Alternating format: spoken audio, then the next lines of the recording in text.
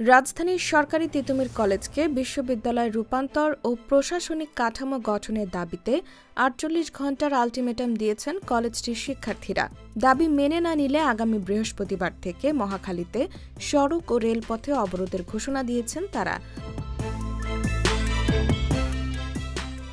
আজ মঙ্গলবার সকাল থেকে কলেজের ক্লাস পরীক্ষা বন্ধ রেখে শাটডাউন তিতুমীর কর্মসূচি শুরু করেছেন শিক্ষার্থীরা। এর আগে সোমবার ২৭ জানুয়ারি রাতে তিতুমীর কলেজের আন্দোলনের প্ল্যাটফর্ম তিতুমীর ঐক্য সভা করে এসব সিদ্ধান্ত নেয়। আন্দোলনকারী শিক্ষার্থীরা বলেছেন, ৭ কলেজের ঢাকা বিশ্ববিদ্যালয় অধিভুক্তি বাতিল হওয়ার পর এসব কলেজ অভিভাবকহীন হয়ে পড়েছে। তবে আমরা তিতুমীর কলেজকে বিশ্ববিদ্যালয়ে রূপান্তরের দাবিতে অনড়। ৪৮ ঘণ্টার মধ্যে আমাদের দাবি পূরণ করতে হবে। দাবি পূরণ না হলে আগামী বৃহস্পতিবার মহাখালীতে সড়ক ও রেলপথ অবরোধ করা হবে। তারা আরও জানান, আমাদের দাবি পূরণ না হওয়া পর্যন্ত ক্লাস পরীক্ষা বর্জন করে শাটডাউন তিতুমীর কর্মসূচি চালিয়ে যাব।